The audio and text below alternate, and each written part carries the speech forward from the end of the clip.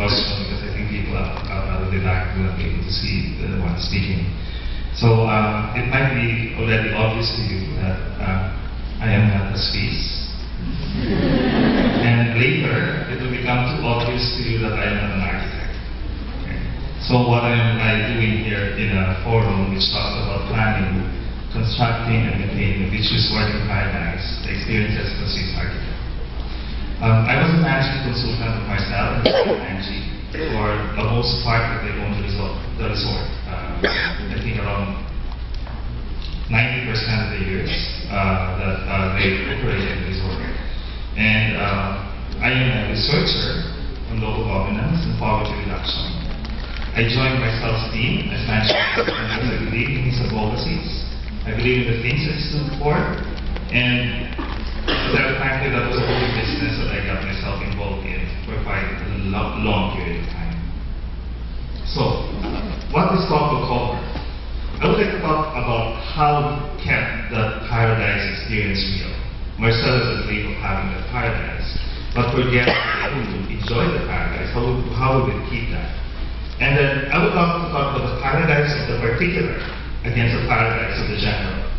Because Marcel's resort is not actually isolated from the wider context of Panglao or Bohol for that matter. I'd also like to talk about the role of law as well as the rules or the rule of laws in the context of spatial planning, for example. And finally, as I know that there are many architects and soon-to-be architects in the audience today, I would like to put some challenges in moving forward.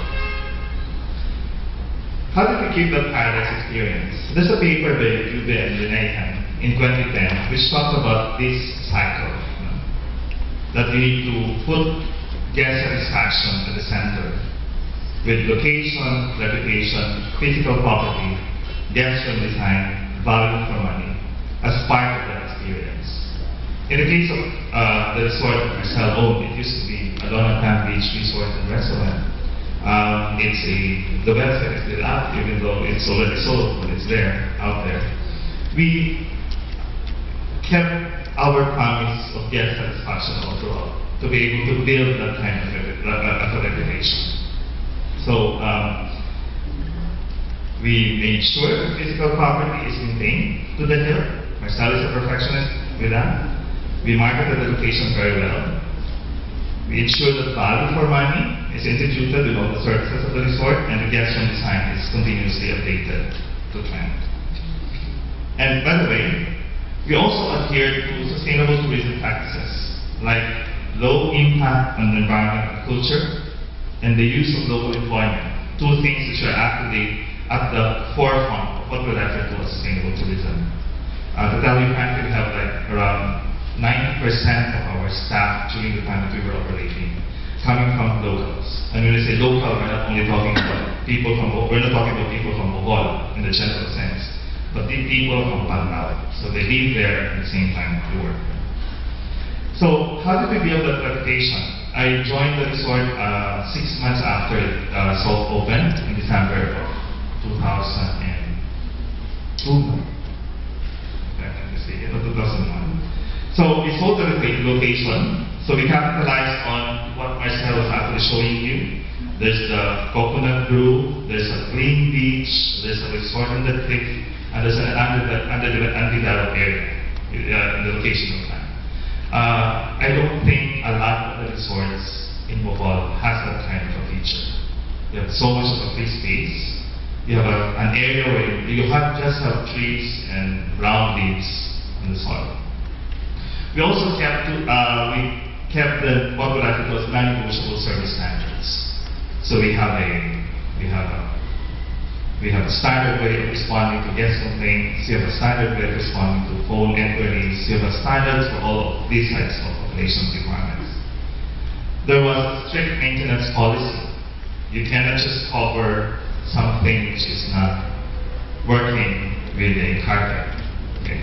So Marcel made sure that every problem is treated at its core.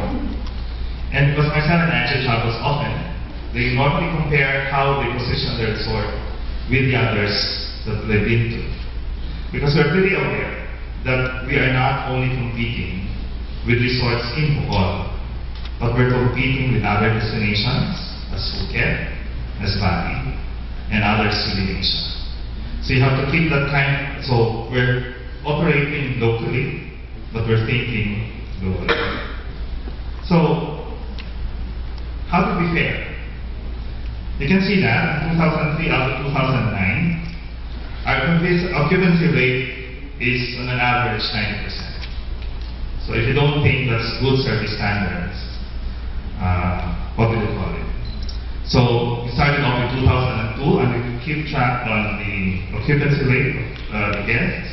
And you can see that we only had a slump somewhere in 2007 and up to 2009 at the onset of the US financial crisis. Why does that have an effect on the resort? Because most of our guests come from outside.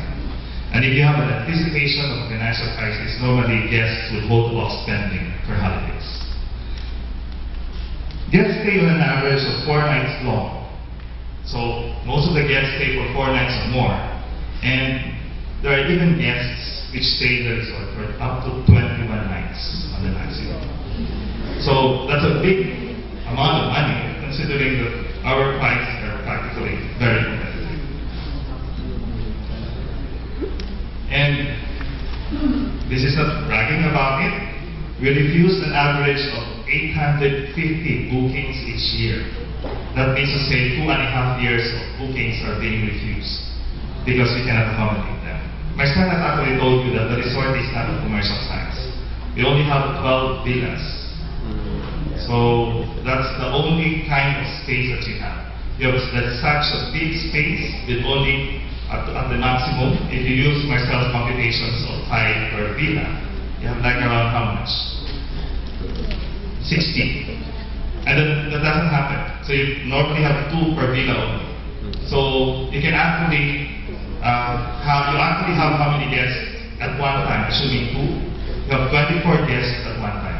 And how many are in the resort? 70 employees. So the ratio between servers as against served is important. Because if you don't do that, if you have 24 guests and 6 employees, you will have a whole lot of problems. How to be fair? We are more, the bookings are actually more foreigner than local. The reason being that foreigners book in advance their holidays because they can project it. And the locals cannot anymore squeeze themselves into the schedule because they have already a full schedule at every point. So why I'm saying that the US financial crisis is an impact on occupancy rate, the top countries we have here are Germany, Switzerland, the US, Japan, and Korea. So you have the US there as part of our international market. Okay, how did we fare? Take a look at our revenue figures from 2003 to 2009. I intentionally withhold the amount on that side so that you will not know how much we're earning. Okay? So you can see that besides 2009 when you feel the financial crunch in the US, the revenue figures are really very, very high. But that is not true for the restaurant. Why? Because during this time, a lot of construction for restaurants only are sprouting all over Panama.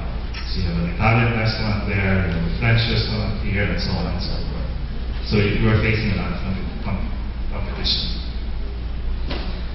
But the question is, can we hold on to this dream forever? So there were so many challenges that I can think of. Marcel and I, before the talk started, talked a lot about these things.